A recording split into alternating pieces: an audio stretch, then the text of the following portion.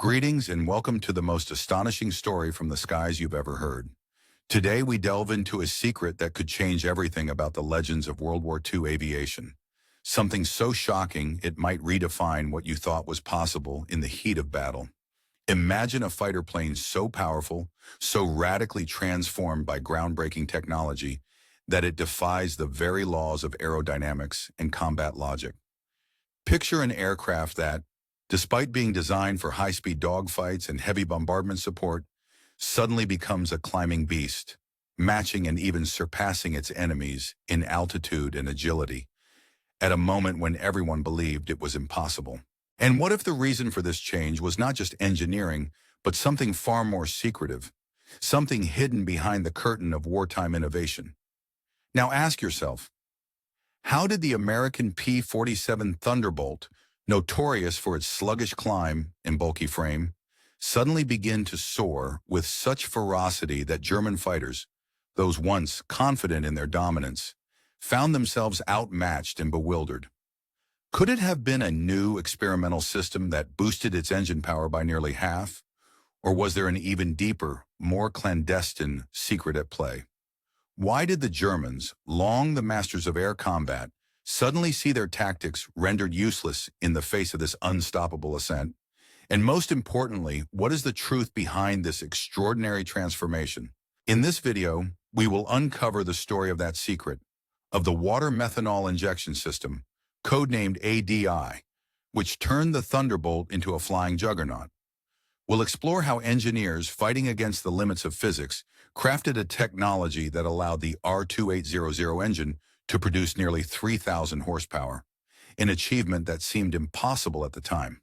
We'll reveal how this innovation, combined with revolutionary propeller designs, transformed the very nature of aerial combat and challenged everything the Germans thought they knew. But that's not all. We'll also investigate reports of vapor trails, ghostly streams of steam emanating from the aircraft's exhaust, suggesting something even more extraordinary was at work. Could there have been a secret modification, a hidden upgrade so powerful that it changed the entire course of the air war? Or was this just the beginning of a larger, more concealed race for technological supremacy? All these questions lead to one ultimate point.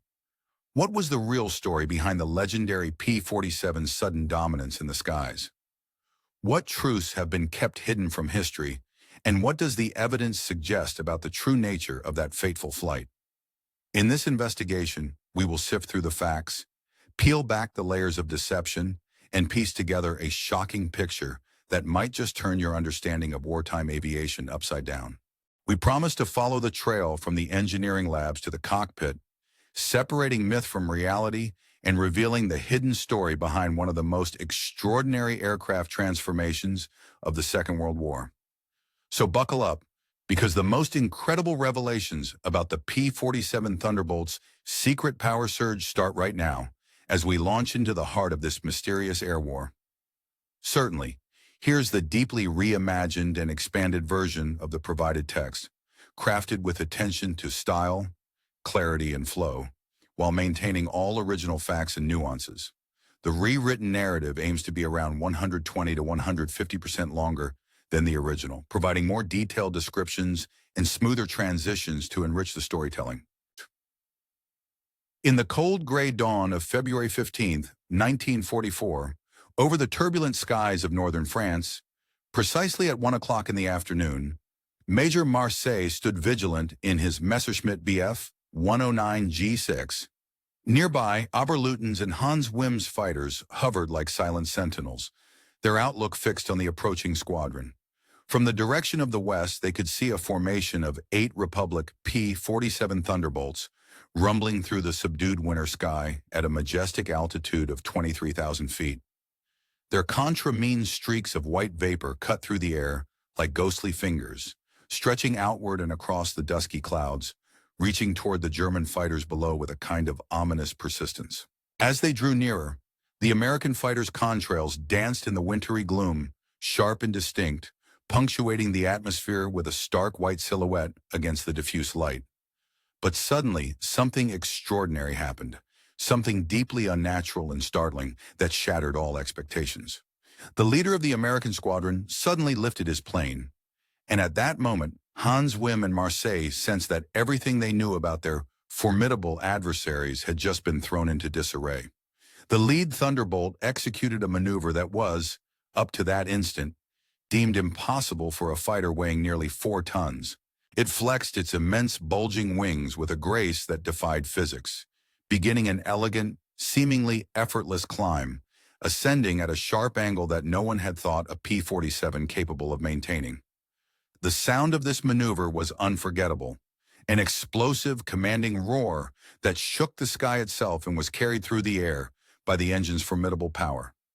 The Pratt & Whitney R2800 double wasp engine howled with a primal ferocity, emitting a voice that seemed to echo from the depths of the aircraft's soul, a pitch and timbre that Marseille had never before encountered in the roaring engines of American fighters.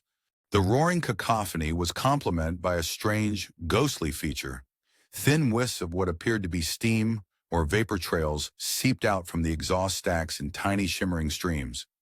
From the German lines, the visual impression was copying the theater of war itself, like watching a beast unleash its raw strength in a spectacle of raw power.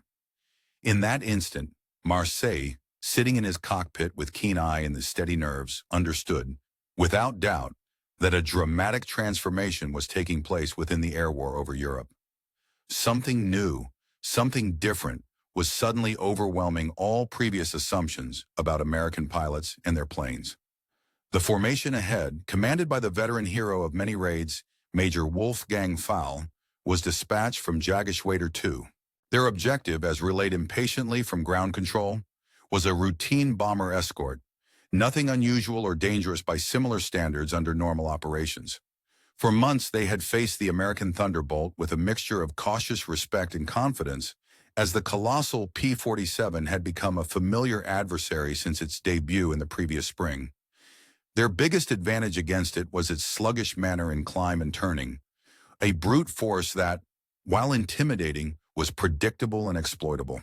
German pilots like Faul had learned to use that disadvantage to their own advantage, launch surprise attacks from above, forcing the heavy fighter into laborious climbs that it couldn't sustain, then break away as the P-47 struggled and stalled, rendered practically immobile in the skies. But now all those tactics seemed suddenly futile. Marseille watched in wide-eyed disbelief. The gunmetal figure of the leader, distinguished by the distinctive checkerboard pattern on its nose indicating the 78th Fighter Group, was not simply climbing, it was matching their German altitude gain round for round, meter for meter. The massive radial engine produced a deep, unrelenting sound now unfamiliar, more primal and ferociously loud than before.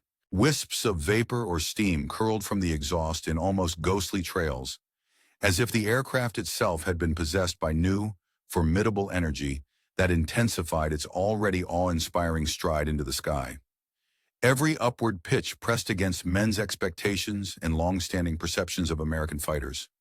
Major Faul, who had been flying combat missions for years, well through the scrapes of the Battle of Britain, where he had faced ferocious Spitfires and Hurricanes, and later encountered Soviet Yaks and LGGs, and had also gone up against the sleek, deadly P-38 Lightning, and brought down formidable P-51 Mustangs during earlier battles, knew the P-47 well. It had always been, he thought, a pastiche of contradictions. In the early months of their frantic development efforts, the engineering teams at Republic Aviation and Pratt & Whitney worked tirelessly to solve a critical issue plaguing their fighter aircraft, the notorious climb deficiency that limited performance at high altitudes. They devised a sophisticated solution in the form of a water-methanol injection system, which was designated as anti-detonation injection, or ADI for short. This innovative system was designed to spray a precise mixture of water and methanol, in equal parts, directly into the supercharged intake of the engine, specifically at the inlet of the turbo supercharger. This approach served two important functions. Firstly, it cooled the highly compressed air charge entering the engine, which effectively suppressed the risk of detonation that often occurred under high boost pressures. Secondly, the addition of methanol, with its high octane rating, served as an anti-detonant, permitting the engine to operate at greater manifold pressures without risking destructive knocking. Thanks to this technology, the massive R2859 engine could now produce an impressive 2,800 horsepower instead of its standard 2,000. This represented a substantial power increase of approximately 40%, transforming the aircraft aspects of performance that had previously been limiting. Enhancing these dramatic engine improvements were newly designed Hamilton Standard hydraulic paddle blade propellers, which featured broad blades extending approximately 13 inches in diameter. These blade designs had been meticulously engineered to cut through the air more efficiently than previous models. The old toothpick-like propellers, which had hampered the climb and overall agility of the Thunderbolt, now found their roles replaced. These new propellers allowed the aircraft to draw higher rates of climb and gain altitude with far more agility, a revolutionary change in visibility and combat capabilities. The first of these significant modifications was implemented in January of 1944 within the 56th Fighter Group stationed at Boxted. Lieutenant Colonel Francis Gabby Gabreski, a renowned fighter ace, quickly reported in his combat logs that the German pilots, who had previously been able to escape by executing quick climbs, began to confront a startling new reality. Many were now surprised to find that the Thunderbolts, boosted by the water injection system, were following them into their climbs with relentless persistence. These American fighters, seemingly transformed into climbing monsters, could maintain pursuit angles that had been unthinkable only weeks before, thanks to the system's ability to sustain 5 minutes of emergency-like performance power, enabling the Thunderbolt to also serve as a formidable high-altitude attacker. News slowly trickled through the German front lines and the Luftwaffe, an airborne community steeped in combat experience, that something had truly changed about the capabilities of their adversaries' fighters. Although many initial reports were met with skepticism, some German pilots dismissed them as pilot error or exaggeration. These doubts quickly evaporated as pilots encountered these enhanced Thunderbolts firsthand. One of the most illustrative stories came from Feldwebel Kurt Bulligan of Jagdgeschwader II. In late 1943, Bulligan had successfully shot down 2 P-47 Thunderbolts, employing the well-practiced tactic of climbing rapidly to an advantageous altitude before attacking from above with high-speed firing passes, then zoom climbing to escape the American fighters' attempts to follow. Yet just one day before Marseille's dramatic encounter with a faction of American fighters, Bulligan ran into a formation of Thunderbolts near the town of Cambrai. Attacking the trailing aircraft, he scored hits on its engine cowling, but overshot and pulled into his own escape climb, only to be stunned when he realized the damaged Thunderbolt was now hot on his tail. As the American pilot pushed the throttle into what Bulligan described as the last eighth inch of travel, the maximum throttle setting that triggered the water injection system, the usually fierce engine note changed from its roaring typical sound to something almost supernatural in quality. Bulligan watched in disbelief as his airspeed indicator recorded a drop in velocity, yet the Thunderbolt somehow maintained its climb angle with remarkable endurance, forcing him to level off and attempt a dive to escape. In the dive, the Thunderbolt's advantageous weight and power superiority made the situation inherently more dangerous for him. Its incredible acceleration and altitude-holding capability meant his efforts to evade increasingly became a perilous task. Behind this sea of tactical innovation lay complex, precise technical engineering that would have fascinated even the most knowledgeable German aeronautical scientists. The system worked by injecting the water-methanol mixture directly into the entry of the General Electric C-23 turbo supercharger at an estimated rate of approximately 6 gallons per minute. The water component absorbed heat from the engine through evaporative cooling, a process that lowered intake temperatures by about 25 degrees Celsius and increased charge density, while the methanol served as a high-octane anti-detonant, vastly improving the overall efficiency and power output. This cooling effect and anti-detonant properties allowed the engine to operate under higher manifold pressures, significantly expanding its capacity without risking. On a cold morning, when the temperature hovered at around 40 degrees Fahrenheit, the characteristics of the new and improved Thunderbolt fighter became immediately apparent. The lower boiling point of methanol, which was approximately 148.5 degrees Fahrenheit, meant that this alcohol-based fuel vaporized almost instantaneously upon entering the supercharger system. This rapid vaporization served two crucial purposes. It provided a significant cooling effect to the induction charge, enabling more efficient combustion, and it supplied additional energy to the engine from the vaporized fuel. As a result, the engine could operate at an increased manifold pressure of approximately 70 inches of mercury, significantly higher than the standard 52 inches, delivering a powerful boost in thrust and overall performance. The Germans, who had been actively analyzing captured aircraft, had actually obtained a damaged P-47 in November of 1943. This particular aircraft, assigned to the United States Army Air Forces, was seized when Second Lieutenant William E. Roach of the 355th Fighter Group was forced to make an emergency landing at a Luftwaffe airfield.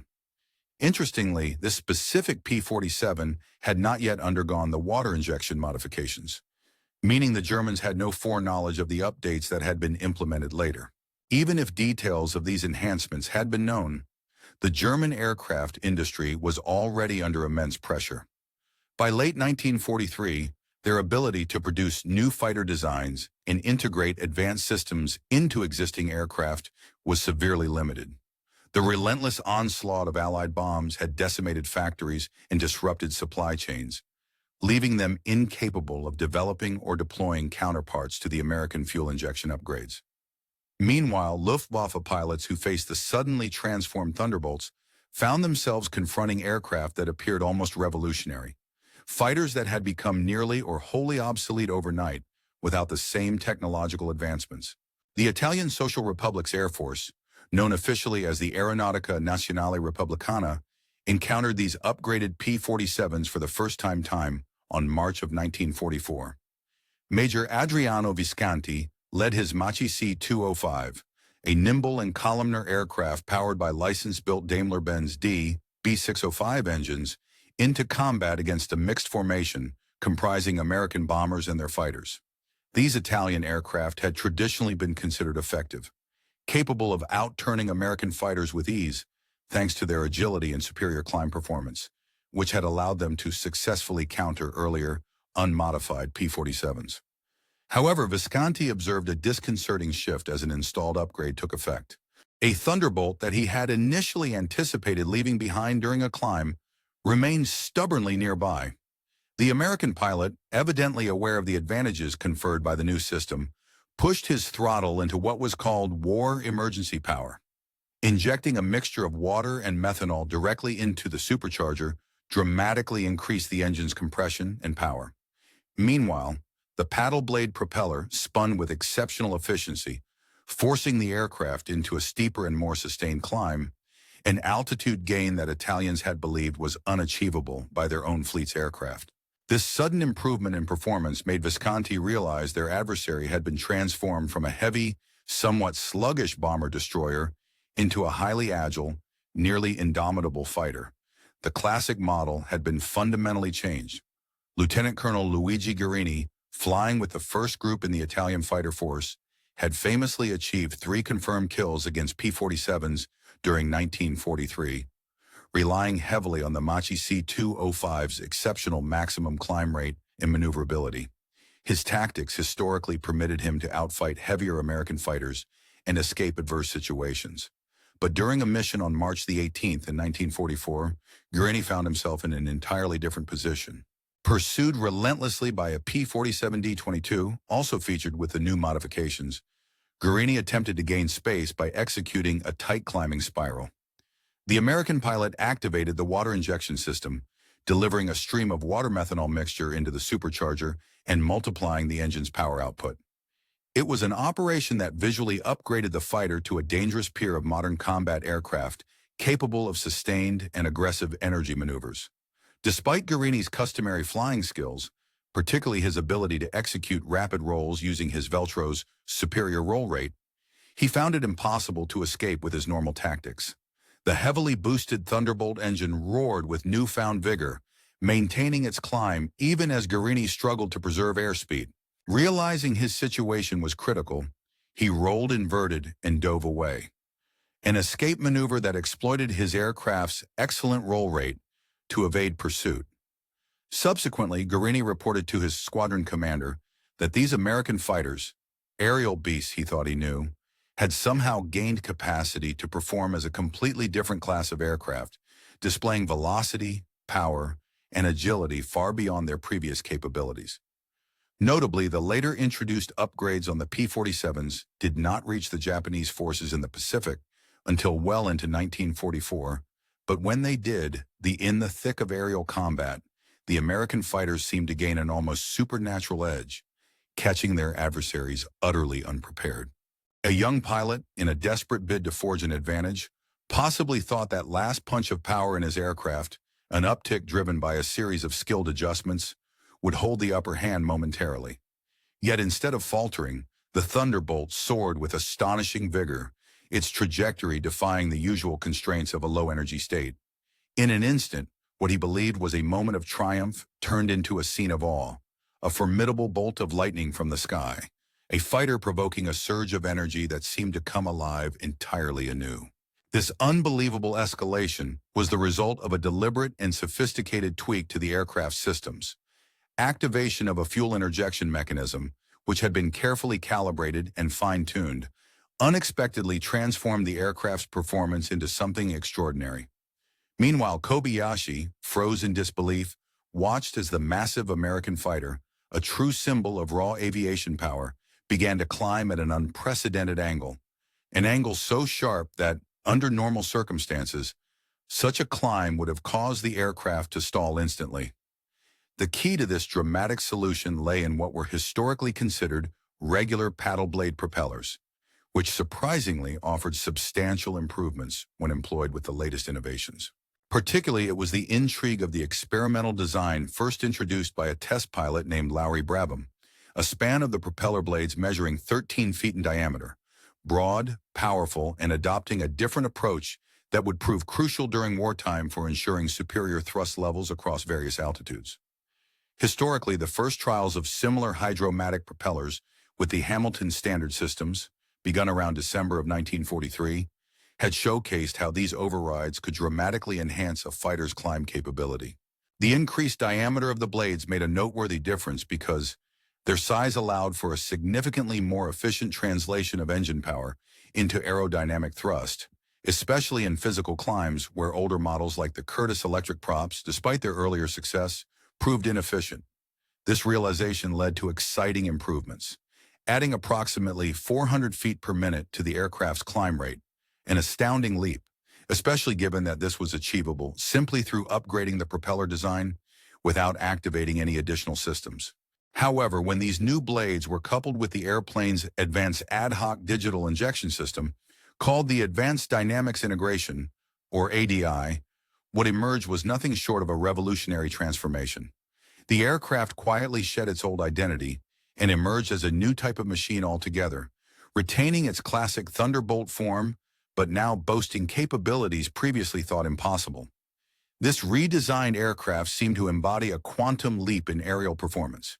It was as though engineers had created an entirely new aeronautical animal, surprisingly nestled within the familiar silhouette of the authorized Thunderbolt, a blend of ingenuity and technological mastery. In the midst of this technological renaissance, Hauptmann Heinzbar, a notably successful squadron commander of Set Tier 1, known for his record-breaking tally of victories, over 200 confirmed versus adversaries, found himself in an undeniable confrontation. On the 23rd of February in the year 1944, he led a formation of specially upgraded Thunderbolts, engaging a squadron of Fowler-Wolf FW-1988 fighters on a bomber escort mission near Frankfurt. Augenblick, an iconic battlefield often hosted fierce clashes, was witness to this duel of technological prowess. As Heinzbar watched from a defensive position, opposing fighters descended rapidly in their usual American attack pattern, exemplified by the characteristic dive routines of 4th Fighter Group's Fokker P-47s, composed of seasoned pilots. But the landscape of combat was shifting. The traditional tact originally considered effective for these fighters, ordering the pilots to break into evasive spirals when under threat, had been based on their initial performance levels. These maneuvers were historically so effective that enemy fighters often faltered when attempting to follow in pursuit. Now, however, the results stunned everyone. Heinz observed with astonishment how these veteran American fighters showed the exceptional performance unlocked by the recent modifications, dragging their relentless climb angles to seemingly impossible degrees, angles that had been approached derivative limitations just weeks prior, but now reached a level where no previous pilot could sustain such an ascent, much less follow through with the same agility. The implications were staggering. Heinz saw his opponents effectively plane away with the new capabilities, compelling him as a commander to issue an order for his pilots to divide and scatter, each one seeking their own escape by rapid, separate maneuvers. Later, when he documented this encounter in his official combat report, he described it in terms that made history.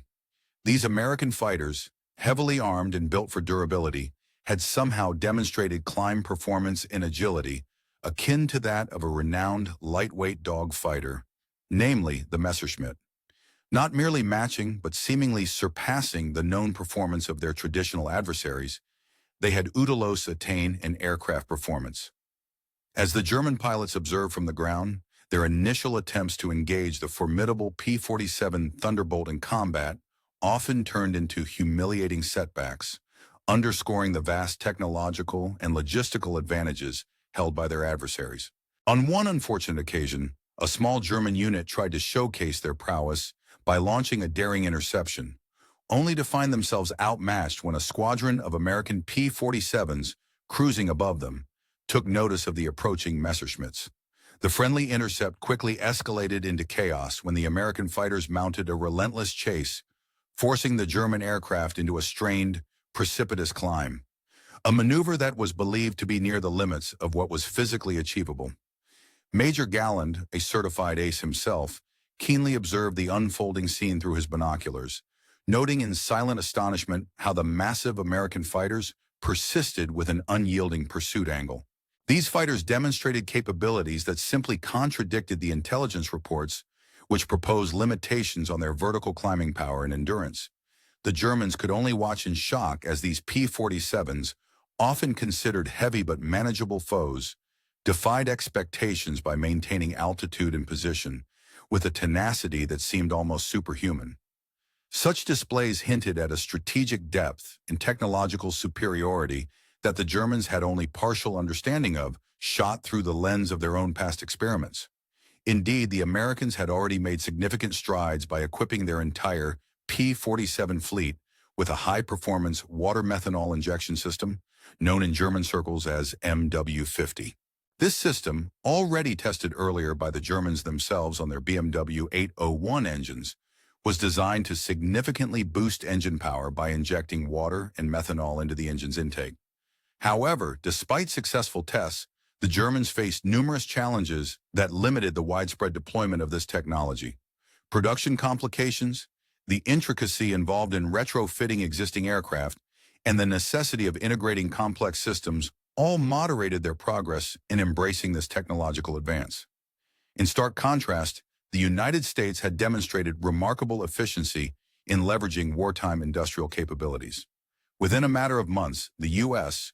blended the water-methanol injection system across its entire P-47 fleet, doing so not only by integrating new aircraft as they rolled off assembly lines, but also by retrofitting older planes in the field.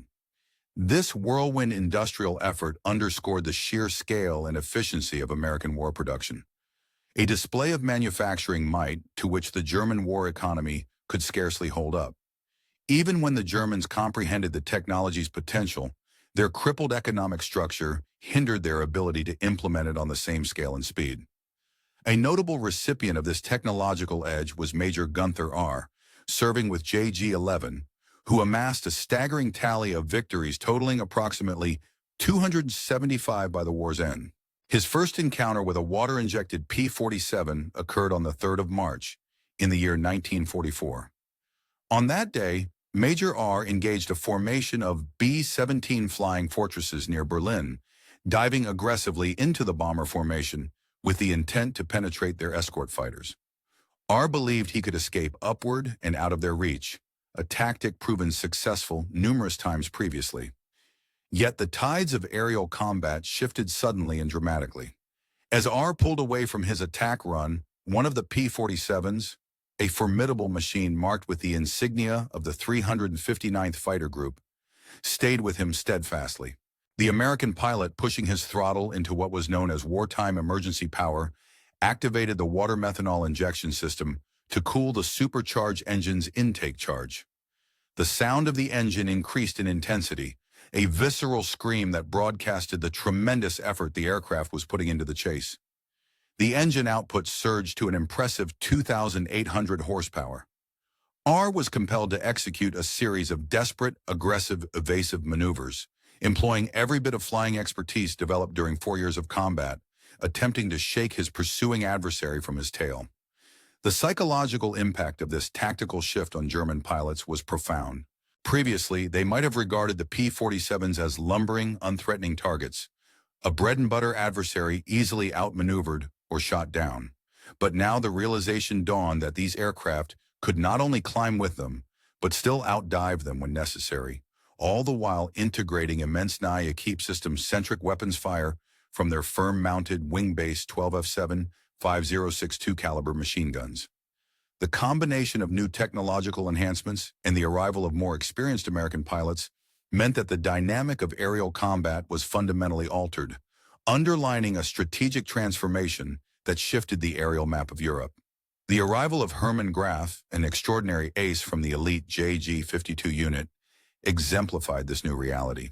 Having previously accumulated more than 200 victories while fighting on the Eastern Front against Soviet aircraft, Graf was transferred to Western Europe in February of the year 1944, with high expectations of replicating his in the heat of aerial combat.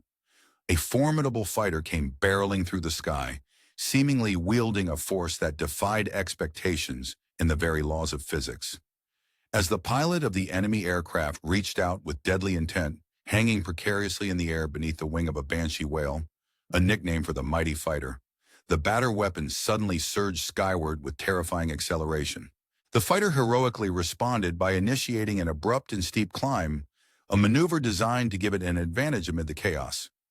Just in time, Graf's renowned ace, known by his colleagues as Messerschmitt, managed to slip away from the attack by executing a full-throttle dive away from the pursuing foe. His skillful escape was narrow and full of tension, but what stood out most afterward was his frank admission. He had never encountered a fighter, whether from Germany, the Soviet Union, Britain, or the United States, that could contest the acceleration and violent ascent capabilities he had just witnessed. The sheer ferocity of the climb, a nearly vertical surge upwards with startling power, had taken even veteran pilots by surprise, highlighting the extraordinary engineering and performance evolution of fighters during this period. Shifting our perspective to the Pacific Theater, the Japanese combat experience echoed the astonishment felt by their adversaries, illustrating that shock was universal among airmen fighting across different fronts. Lieutenant Colonel Kojiro Takahashi of the 50th Sentai, an elite squadron of Japanese pilots, was flying a Nakajima K-9W Shoki, a fighter specifically optimized for exceptional climbing ability. In May of 1944, over the turbulent skies near Burma, Takahashi engaged a formation of Republic P-47D, later designated as P-47D-25, encountering their overwhelming presence in the ongoing battlefield. Confident in the designing philosophy of his lighter, more streamlined Nakajima, Takahashi believed that his fighter's superior climb rate would allow him to outmaneuver and overtake the larger American aircraft with ease. His plan was straightforward. Use his greater agility and speed to dominate the engagement, exploiting the K-9W Shoki's renowned performance in vertical combat. However, to his dismay, reality proved far different. Suddenly, amidst the combat chaos, one of the Thunderbolts, an iconic American fighter bomber, exploded sharply upward in a burst of unimaginable power. Its engines, having activated a specialized water injection system, thrust the aircraft skyward with a force that defied all expectations. For brief moments, Takahashi observed in disbelief as the massive Thunderbolt seemed to break free from the conventional limitations of physics, transforming into something almost supernatural. This particular P-47D had invoked the water injection system to gain a temporary but significant boost, a technique that allowed the fighter to momentarily dwarf the normal performance parameters of even this Hercules-like flying fortress.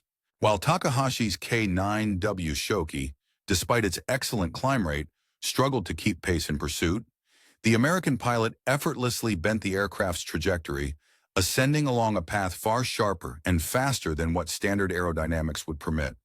They described the Thunderbolt's ascent as gravity-defying, a testament to the engineering marvels and combat tactics that had evolved during this fierce period of war. The Japanese pilot was compelled to reluctantly break off the pursuit, recognizing that standard aircraft design could be augmented with enhancements that made them seemingly ripple through physical boundaries. The headquarters received Takahashi's report with a mixture of awe and concern. The Americans appeared to have unlocked a form of situational magic amid the skies. These awe-inspiring capabilities were not just due to engine modifications, but represented a profound revolution in aircraft engineering. Engineers at Republic had implemented robust structural enhancements as well.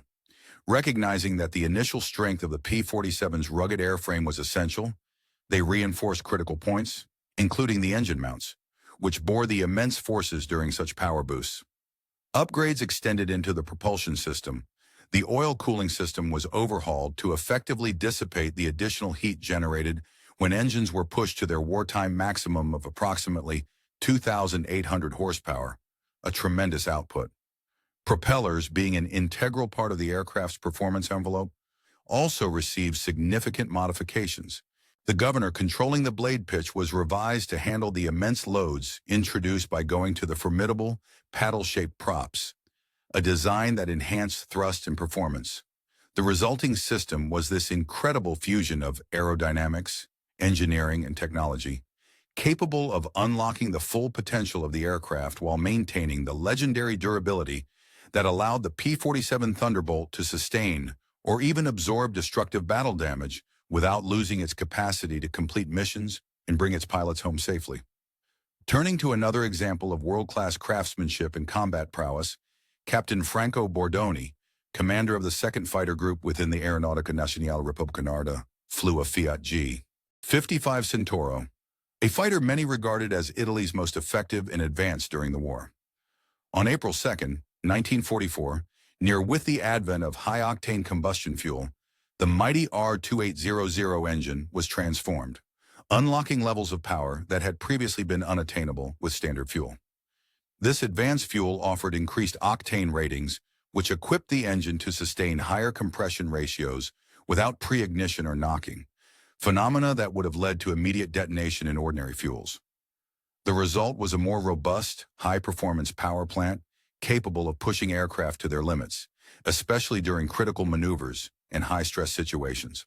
Major Wilhelm Hoffmann, a seasoned leader in the 3rd Fighter Group stationed at Salsette, had dedicated significant effort to articulating tactics deliberately crafted around the known vulnerabilities of enemy aircraft, particularly the P-47 Thunderbolt. His pilots were meticulously trained to approach their targets from advantageous angles, most notably, always asserting advantage from above, execute a swift one-pass fire run, and afterward execute a steep climbing break to evade retaliation. This maneuver capitalized on the Thunderbolt's strengths, while attempting to mitigate its weaknesses against these tactics. However, during the intense air interception on March the 8th, in the year 1944, Hoffmann's carefully designed plan was abruptly challenged in an unexpected manner. He was leading an intercept against B-24 Liberator bombers, escorted by P-47 fighters flown by the 355th Fighter Group, when he saw his well-known attack procedure fall apart before his eyes. The Thunderbolts suddenly began executing climbs that rivaled the performance of the very fighter Hoffmann had trained them to counter. The Messerschmitts of the Luftwaffe. His pilots, trained to assume that behind them were American fighters that lagged behind in pursuit, shouted urgent alarms over their radios. Yet the P-47s had begun to maintain an elevation and velocity that defied their reputation for sluggish performance. These fighters were maintaining climb rates and speeds that engineers of the period believed impossible for such aircraft, even amidst the unrelenting shriek of their water injection systems and the thunderous power of their Pratt & Whitney engines at full tilt. This revolutionary combination was transforming their tactical capabilities almost instantaneously. The development of advanced paddle blade propellers predates the water injection system and was an innovative collaboration between the engineers at Hamilton Standard. Recognizing that the Thunderbolt's Curtiss electric John Erdia blades, initially optimized for optimum cruise speeds, could be improved, the engineers designed a hydrostatic paddle blade featuring broader chords and an altered blade angle.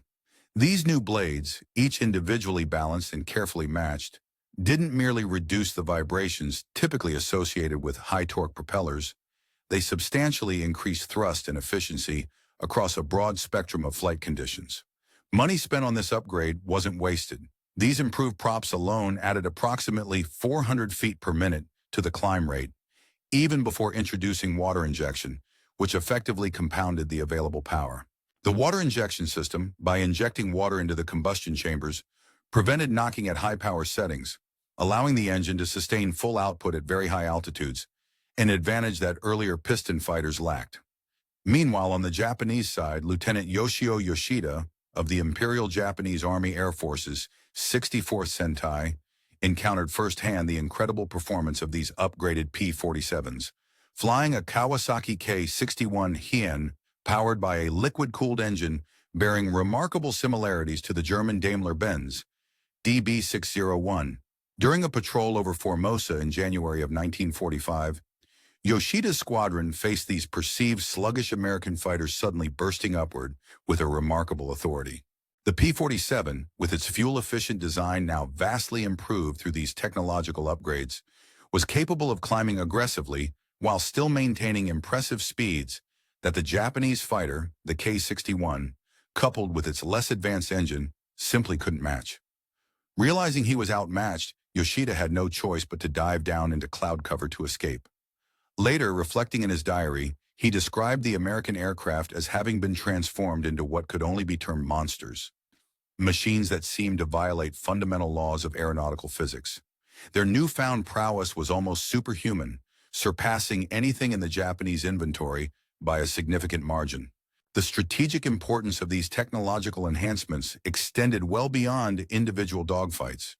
With the updated Thunderbolts now capable of escorting bombers effectively all the way to Berlin and back, they could be tasked to climb at high-altitude threats that had previously been beyond their reach, namely the high-altitude German fighters operating above 30,000 feet. The water injection enabled the engines to maintain maximum power at these extreme altitudes where normally aspirated engines struggled against thin air. Simultaneously, the new paddle blade propellers meshed with this system to slice through the thin air with unprecedented efficiency, ensuring that these fighters could deliver the full tactical advantage of their engines at high altitude.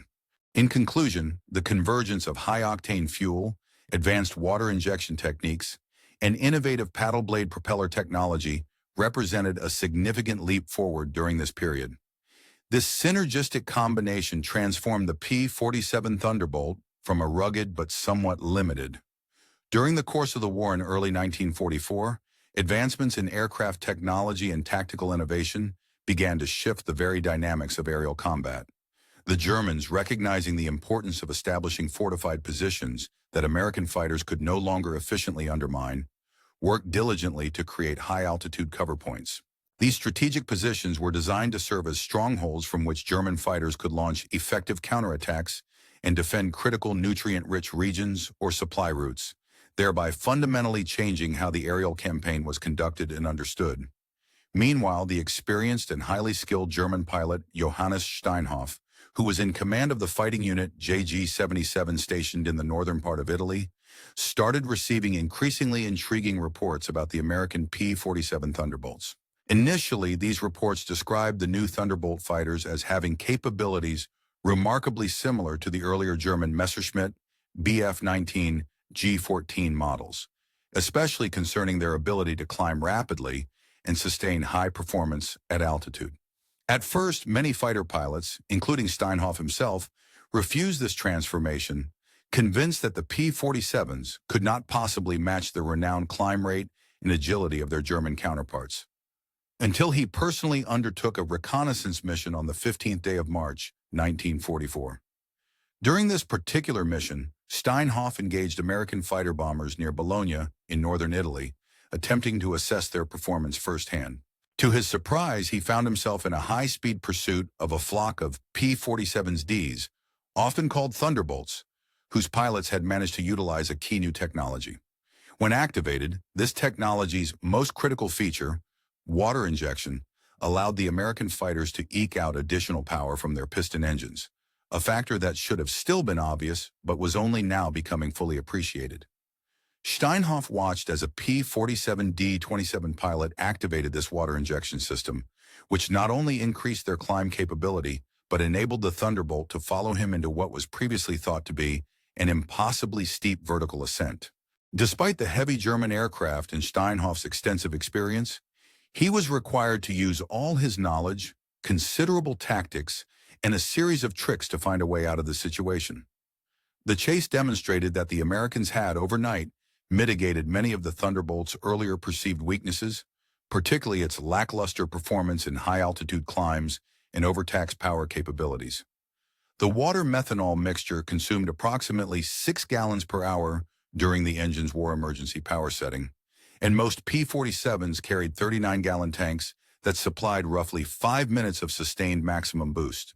This limited reservoir of water-based boost meant that pilots had to be exceedingly cautious in managing their limited supply, reserving it for critical moments such as a decisive fight, a desperate escape when attacked or bounced, or when trying to maintain pursuit of an enemy who was attempting to climb.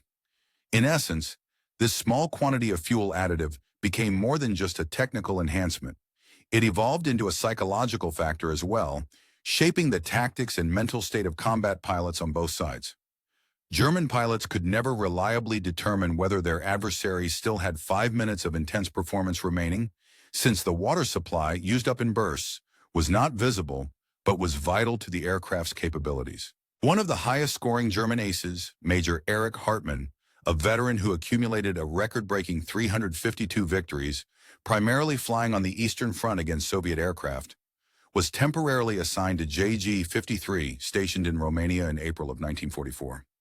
Upon arriving, he encountered P-47Ds flying out as escort fighters for Allied bombers, targeting the Romanian Ploiești oil facilities, referred to critically as the Golden Goose of Axis supply. Hartmann expected these American fighters to be fairly straightforward prey, similar in ease to Soviet Yak-9s or L-7s, given their perceived heft and traditional limitations. However, before long, Hartmann realized that these Thunderbolts exhibited climb and maneuvering capabilities that far surpassed his previous experiences. In a defining encounter, Hartmann was following a fellow Mi-109 fighter as it navigated a series of steep, vertical climbs and tight turns that shouldn't have been feasible given the design constraints of such a heavy fighter. To Hartmann's astonishment, the P-47D-28, pursuing him furiously, performed maneuvers that seemed close to impossible, almost rocket-like in their agility, stellar demonstrations of the unrivaled power of the American fighter systems when fully utilizing the water injection boost. Ultimately, Hartmann managed to avoid destruction through superior tactical positioning and sheer combat experience, but reflected afterward that the American fighters seemed to have somehow transformed their heavily armed, robust flying tanks into accelerative rockets, velocity and agility that would have been utterly unthinkable a few months prior. The Allied air campaign against German industrial facilities, aimed specifically at aircraft production plants, compounded the Germans' difficulties. Numerous factories, such as those at Regensburg and Augsburg, relying primarily on advanced tactical skills and extensive combat experience, defending pilots found themselves challenged by foes who now possessed both numerical superiority and performance levels that matched or even exceeded their own. Among these skilled fighters was Captain Colonnello Mario Bellegami, commanding the 5th Group of the Italian Air Force in the unit known as the ANR's 5th Group. His squadron operated the Fiat G-55 Centauro, an aircraft that had been at the forefront of Italian aviation innovation. On the 25th of April in the year 1944, Bellegami led a formation of these formidable fighters into a confrontation with American bombers and their accompanying fighter escorts. This sortie occurred during what would be the final significant engagement before relentless Allied bombing campaigns decimated the Italian aircraft manufacturing infrastructure. During the clash, Bellegham's group encountered the P-47 D-35 models from the 125th Fighter Group, whose pilots responded rapidly upon recognition of the Italian fighters. The Americans promptly employed water injection techniques, an advanced system that produced an immediate performance boost, causing immediate changes in the aerial duel. As the G-55 Centauro fighters ascended to close the distance, the P-47s surged ahead, matching the Italian fighters' meters of climb with impressive alacrity. Their heavy .25 caliber machine guns unleashed a devastating cone of fire, exposing the vulnerability of the Italian formations. Despite their valiant efforts, Bellegham's squadron suffered the loss of 3 aircraft, including those of his wingmen, before circumstances allowed them to make a hasty retreat. The surviving Italian pilots reported that the American fighters had displayed capabilities that defied previous intelligence assessments, performances that bordered on the impossible. What had often been dismissed as exaggerated or hypothetical was now undeniable, and it became clear that the American fighters possessed a remarkable, previously underestimated level of agility and durability. Initially, the reliability of the water injection system on the American Thunderbolts caused concern among U.S. aircraft maintenance personnel. Mechanics worried about the added complexity and potential points of failure created by this technology. However, Pratt & Whitney engineers had crafted the system with military-grade ruggedness and simplicity in mind. Unlike intricate metering systems, this water-methanol system employed straightforward pressure injection. Protected tanks stored the mixture securely aboard the aircraft, with heated lines designed to prevent freezing at high altitudes. Activation of this system was elegantly simple, controlled mechanically by the pilot and triggered by pushing the throttle just beyond a specific threshold, roughly the last eighth of throttle travel, into a mechanical gate. This pilot-proof design ensured that the water injection system activated precisely when needed, such as during a combat climb or a critical attempt to maintain altitude and speed, but prevented accidental engagement during routine maneuvers. This straightforward methodology meant that even pilots unfamiliar with complex systems could rely on this boost in performance when it counted most. Meanwhile, in the Pacific Theater, Captain Satoshi Yamada of the Japanese Naval Air Service's 85th Sentai, or Squadron, had high expectations for his fighter plane, the K-84 Hugh, widely regarded as Japan's premier aircraft during that period. In April 1945, over the heavily contested skies of Okinawa, Yamada engaged American P-47 Thunderbolts, confident in his aircraft's reputed superior performance. He believed that his machine, with its excellent climb rate, stout diving capabilities, and formidable armament, would give him the decisive edge in aerial combat. Yet what he encountered instead was a transformed adversary. The hulking American fighters had developed into agile, relentless predators. These Thunderbolts could match his fighter's climb rate, outpace his dives, and endure extraordinary damage while retaliating fiercely with their armament of 25mm cannons and 850 caliber machine guns. Yamada recounted the moment with disbelief, how a Thunderbolt he had struck with cannon fire persisted in climbing despite black smoke pouring from its engine, continuing to pursue him relentlessly.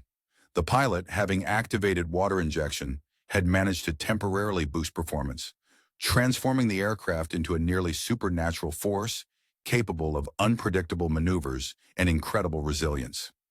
Yamada was forced to abandon his attack with empty guns and retreat, overcome by a sense that his plane was no longer invincible. The impact of these developments on German morale was immense and profoundly distressing. German pilots, long accustomed to enjoying a technical advantage with their aircraft, now found themselves confronting enemies equipped with an edge both in technology and mentality. Their confidence was shaken as they watched their once perceived supremacy diminish, replaced by a reality where American fighters operated in larger, ever-increasing numbers, often matching or surpassing the Germans in all aspects of aerial combat. This psychological blow was compounded by the eerie spectacle of the Thunderbolts operating on water injection. The American fighters, with their engines trailing faint veils of vapor that reminiscent of steam or mist, took on an almost ghostly appearance. The sound of their radial engines shifted from the familiar roar to an all-consuming, supernatural howl. In the final months of World War II, the commanding officer overseeing justice in the skies, found himself increasingly relying on a surprisingly advanced and formidable aircraft, the now code-imbued Mi-262 jet fighter, an invention that had revolutionized aerial combat and changed the very nature of how dogfights were fought. This new jet, which commenced operational deployment during this turbulent period, was observed engaging with formidable American adversaries across the skies in November of 1944. The American aircraft involved included the Thunderbolt, a battle-hardened fighter renowned for its resilience and heavy firepower, which now competed fiercely with modern German jets. Notably, American pilots had recently discovered that even their high-performance jet fighters had to acknowledge the capabilities of these transformed German aircraft, as quick instances of aerial confrontation demonstrated. An important technological feature that gave the Mi-262 its edge was its water injection system, an innovative component allowing remarkable short-term boosts in engine power by injecting a water-methanol mixture directly into the engine. This system, strategically integrated into the aircraft's engine design, permitted the jet fighters to execute rapid accelerations during critical climbs, enabling them to swiftly catch up with or even outpace pursuing enemy fighters. Indeed, there was a notorious incident where a Mi-262 pilot, after making the mistake of climbing away with insufficient speed, was effectively shadowed and nearly overtaken by a disguised Thunderbolt, piloted by an American aviator using the P-47 D-30, a successor model with a keen eye for preserving performance and tactics. The American pilot activated water injection in a desperate bid to prolong pursuit. Momentarily, he maintained a violent chase after the German jet before his water supply, limited to merely 5 minutes, was exhausted, forcing him to break off to conserve the remaining fuel and systems. Behind the unfolding aerial combat, the broader production and industrial story also painted a vivid image of American aviation strength. A substantial American manufacturing enterprise, spearheaded prominently by Republic Aviation, mass-produced aircraft of this class in staggering quantities, exceeding 15,000 units of the Thunderbolt alone, making it the most produced fighter aircraft of any kind in American history at the time. Coupled with licensed manufacturing contributions from companies like Curtiss-Wright and Ford, the immense American industrial base facilitated rapid afflux of innovative modifications, notably the integration of water injection systems as well as paddle blade propellers across practically the entire fleet. This industrious and technological agility provided an undeniable technological edge in aerial combat. Meanwhile, in stark contrast, German aircraft production faced mounting difficulties.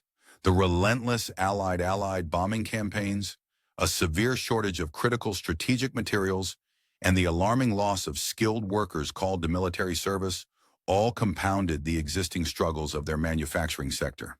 The Luftwaffe and its supporting industries found themselves increasingly overwhelmed by the burgeoning numbers of American aircraft and increasingly inferior equipment, forced to fight with diminishing resources. Their pilots faced an uphill battle as a result of this dwindling industrial capacity and declining quality of available aircraft and parts. One notable aircraft engagement was that of the Italian Major Giovanni Benet, who commanded the 3rd Group of the Azione Nazionale Radiotelevisiva, ANR, in Okaccia. He was one of the few Italian units fortunate enough to receive the advanced Messerschmitt Bf-109 G10 models directly from Germany.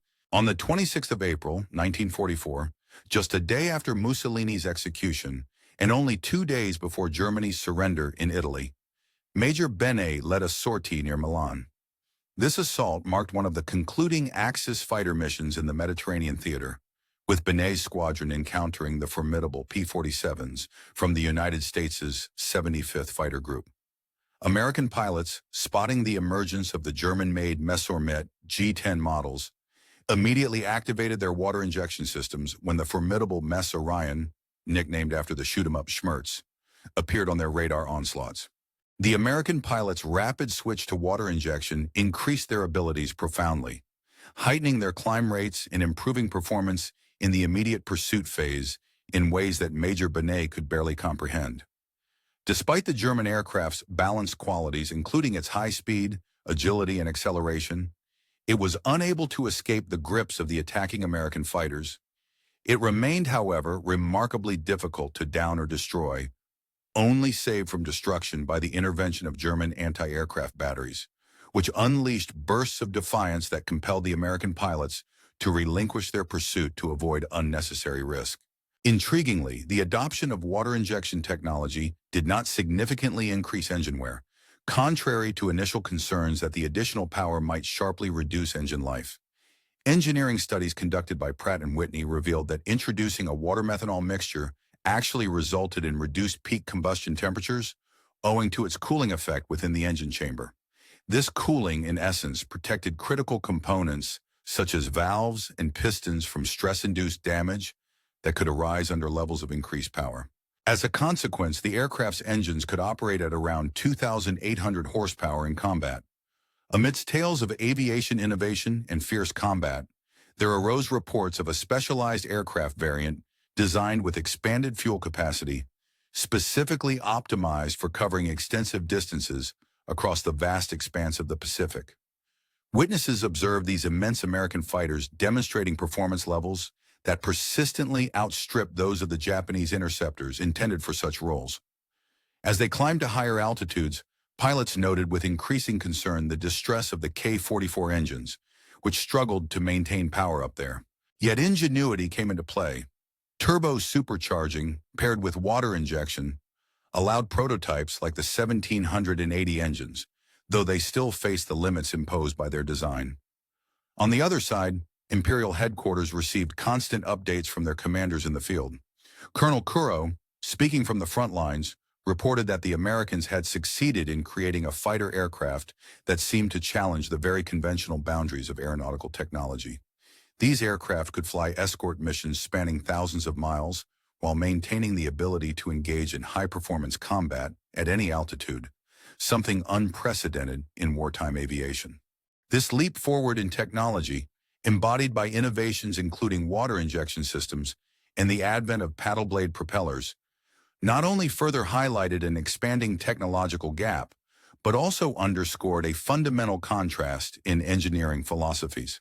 The American ability to identify weaknesses, rapidly develop solutions, and deploy these across their entire fleet within a matter of months demonstrated a staggering level of industrial efficiency and technological sophistication.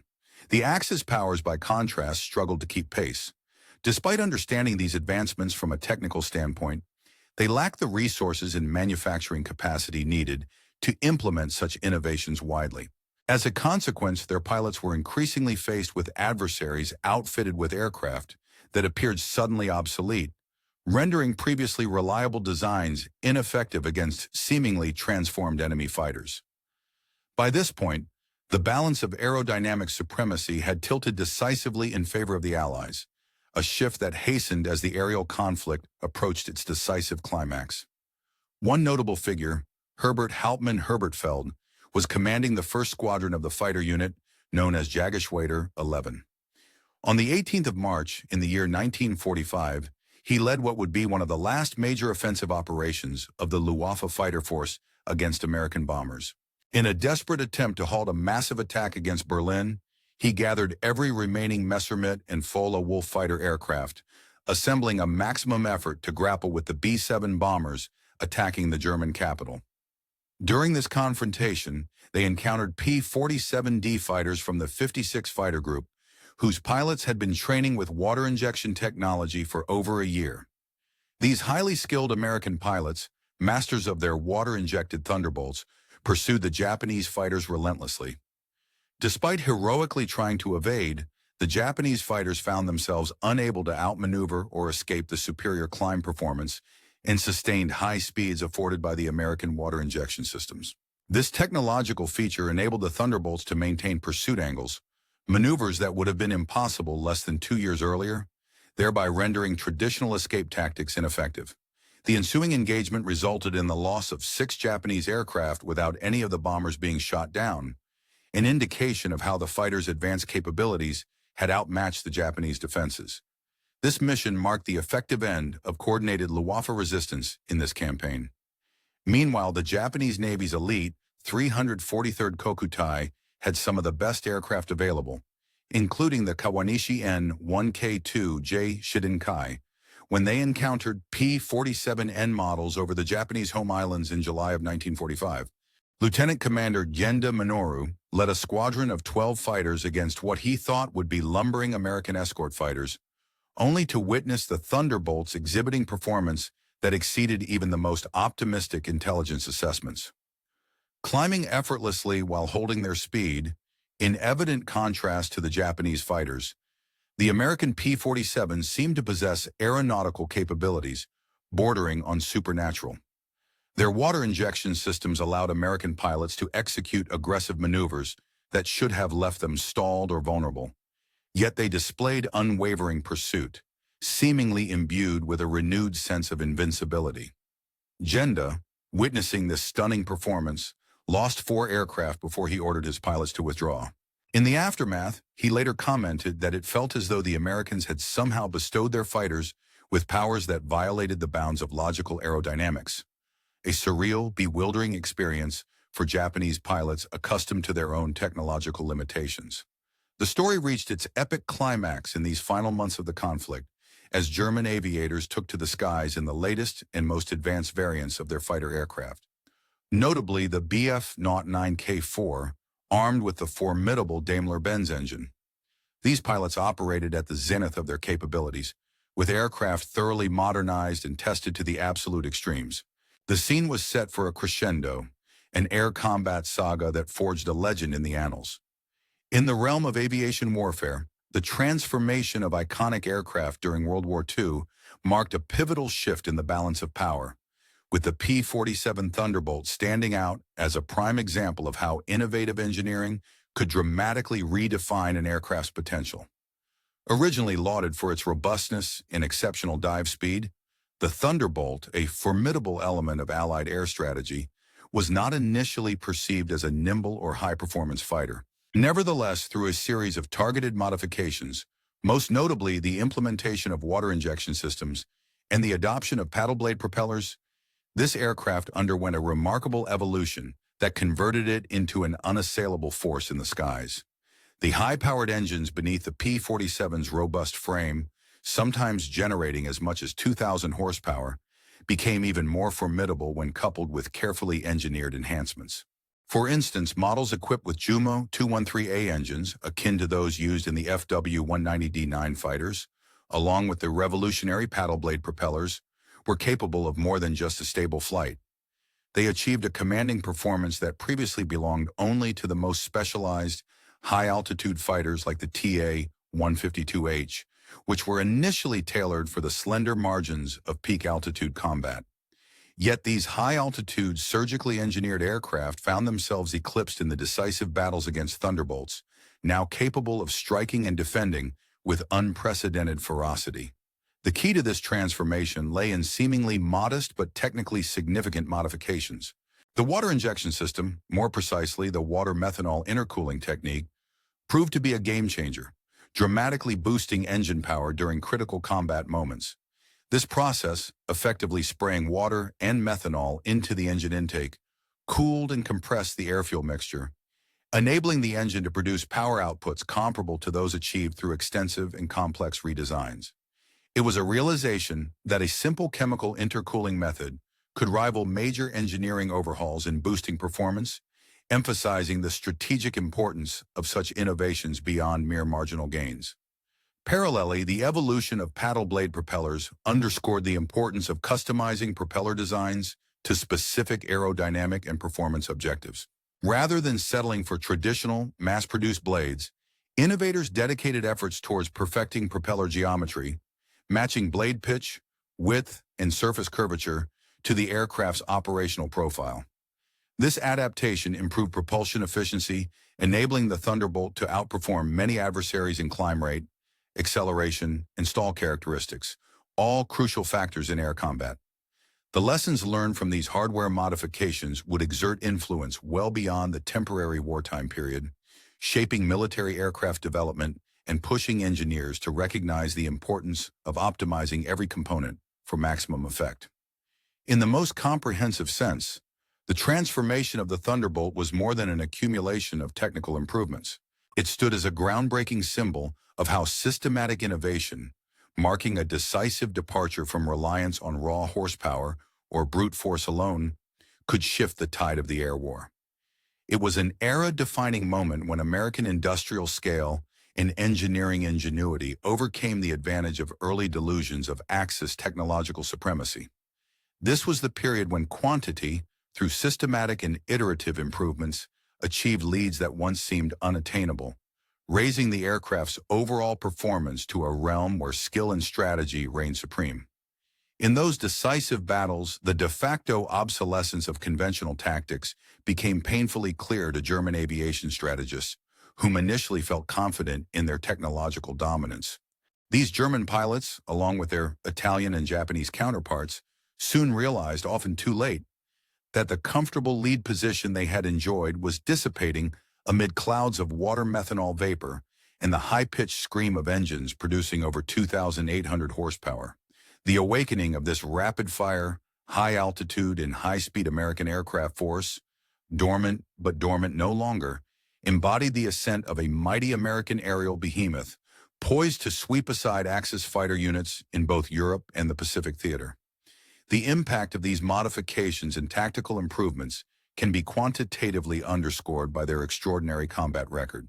P-47 pilots amassed over 7,000 confirmed aerial victories across the European theater alone, maintaining an impressive kill ratio of more than 4-1. These astonishing statistics, mirroring the results one would expect from aircraft tested and retested in the crucible of combat, would have been impossible had it not been for the radical engineering transformations brought about by water injection systems and specially designed paddle-blade propellers. The modifications sought to elevate what was once considered a merely effective, yet somewhat mediocre, energy fighter into a dominant aerial weapon capable of facing any Axis opponent on equal or even superior terms. At a time when German, Italian, and Japanese pilots initially dismissed the Thunderbolt as a lumbering, ground attack-focused aircraft, their dismissiveness was ultimately rooted in the misconception of American technical limitations. Pending realization came too late, as their enemies had covertly harnessed the power of engineering ingenuity to unlock the deepest potential of this aircraft, effectively transforming its climb performance to match its legendary dive speeds and remarkable resilience in dogfights.